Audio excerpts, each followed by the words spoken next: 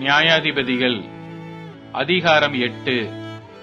அப்பொழுது இஸ்ரவேல் மனுஷர் கிதியோனை நோக்கி, நீர் எங்களை மீதியானியர் கைக்கு நீங்களாக்கி விட்டபடியினால் நீரும் உம்முடைய குமாரனும் உம்முடைய குமாரனின் குமாரனும் எங்களை ஆளக்கடவீர்கள் என்றார்கள்.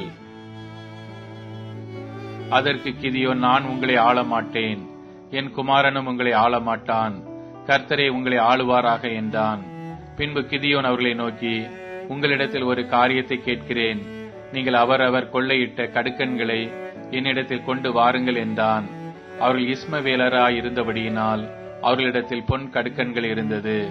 இஸ்ரவேலர் சந்தோஷமாய் கொடுப்போம் என்று சொல்லி ஒரு வஸ்திரத்தை விரித்து அவரவர் கொள்ளையிட்ட கடுக்கன்களை அதிலே போட்டார்கள். பிறை சிந்தாக்குகளும் ஆரங்களும் மீதியானியரின் ராஜாக்கள் போர்த்து கொண்டிருந்த இரத்தாம்பரங்களும் அவருடைய ஒட்டகங்களின் கழுத்துகளில் இருந்த சரப்பணிகளும் அல்லாமல் அவன் கேட்டு வாங்கின பொன் கடுக்கன்களின் நிறை 1700 பொன் சேக்கலின் நிறையாயிருந்தது. அதனால் கிதியோன் ஒரு ஏபோத்தை உண்டாக்கி அதை தன் ஊரான ஒப்ராவிலே வைத்தான்.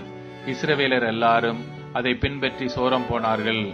அது கிதியோனுக்கும் அவன் வீட்டாருக்கும் கண்ணியாயிற்று.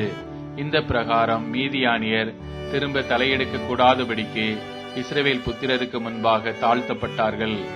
தேசமானது கிதியோனின் நாட்களில் 40 வருஷம் அமைதலாயிருந்தது. யோவாசின் குமாரனாகிய எருபாகால் போய் தன் வீட்டிலே வாசமாயிருந்தான். கிதியோனுக்கு அநேகம் ஸ்திரீகள் இருந்தார்கள். அவனுடைய கற்ப பிறப்பான குமாரர் 70 பேர். சீகேமில் இருந்த அவனுடைய மறுமனையாட்டியும் அவனுக்கு ஒரு குமாரனை பெற்றாள். அவனுக்கு அபிமெலேக்கு என்று பெயரிட்டான்.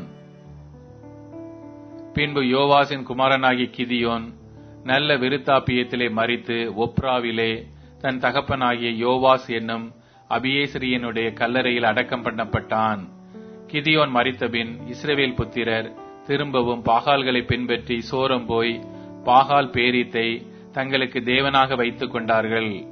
இஸ்ரவேல் புத்திரர் தங்களை சுற்றிலும் இருந்த தங்கள் எல்லா சத்துருக்களின் கையினின்றும் தங்களை இரட்சித்த தங்கள் தேவனாகிய கர்த்தரை நினையாமலும் கிதியோன் என்னும் எருபாகால் இஸ்ரவேலுக்கு செய்த சகல நன்மைக்கு தக்க தயவை அவன் வீட்டாருக்கு பாராட்டாமலும் போனார்கள்.